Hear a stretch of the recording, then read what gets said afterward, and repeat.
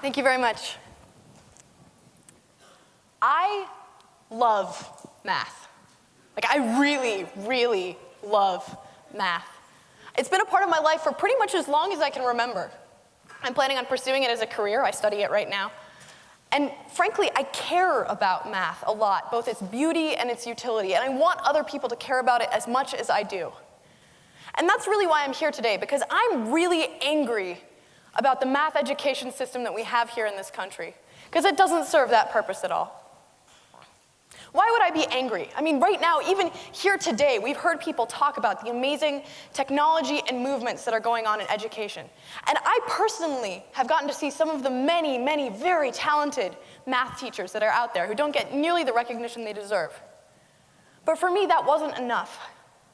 I feel personally betrayed by the math education system in this country because, for me, I was never told until I got to college what it meant to be good at math. Now, even since I was in preschool, so like 3 years ago, I was told that I was good at math. And I was told that because I exhibited a particular set of traits: speed and accuracy. I memorized things quickly, I computed things quickly, I applied things quickly, and I turned in my problem sets and quizzes and tests quickly. And I got it right. I got the high scores, right? And that's what's important right now in our math education system. That's what my peers admired me for, or hated me for, I don't know. It's what my teachers admired me for. It's what everyone around me and every number around me was telling me was good. And I fell in love with mathematics somewhere along the lines there. And I decided, this is great. I'm good at math, and I like math. I'm going to pursue math as a career. And so I came to Harvey Mudd College, and I discovered that math is a lot harder than it ever was before. Because there's a secret that mathematics isn't about computation. It's about problem solving. And I didn't really have as much experience as I would have liked doing problem solving. And I got really confused and flustered because I started doing problem sets and quizzes and tests where I didn't know what formula I was supposed to apply anymore. I was sure I had somehow just missed that part of the lecture where I was supposed to know exactly how to do this particular problem.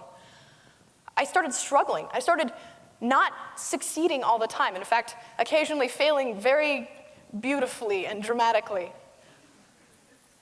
And I quickly became convinced that that must mean that I am not good at math. Because I'm not fast anymore. I'm not accurate anymore. Maybe this isn't for me. And that's why I'm angry. I'm angry because that convinced me almost to completely abandon mathematics, something that I love so dearly. And I'm sure that it convinces millions of people around this country every year not to pursue mathematics. So when we talk about math in the system of education that we have right now, when we talk about this fast computation, that's, in my view, exactly the opposite of what real problem solving is about. Real problem solving is about patient failure, when you think about it. And what do I mean by that? Well, when I see myself solving problems now, because I never seem to remember the right formula from class, if I'm faced with a problem, I tend to try and figure out, okay, what can I do to solve this? And I try something. And chances are it fails beautifully. Big display of failure, just right there on my page. And I take a look at what went wrong. And I see, okay, this part could have gone a little bit better. Maybe if I had done this small thing instead, and then I try again. That's productive failure. And productive failure is a thing that we use every day. It's a thing that is used in problem solving, in mathematics, in innovation in general. Productive failure. It's how we solve the greatest problems of our time, and it's how we approach day-to-day life.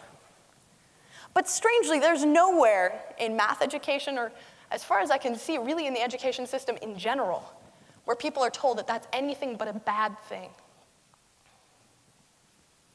Productive failure. It's weird, too, because we've known for centuries that productive failure is key. History remembers people who have had enormous achievements, enormous problems solved over the course of years or centuries.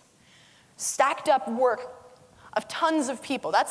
In mathematics, we talk about that all the time. People don't remember the problems that got solved quickly, the small problems.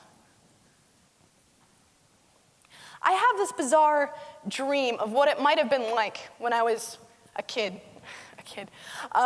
If I had actually had a classroom environment that wasn't just about rewarding success. Say my classmates and I were put in a room with just no front of the classroom, just tables, with maybe a teacher there, maybe some tutors. And we were given a problem just outside our scope of knowledge and told, go.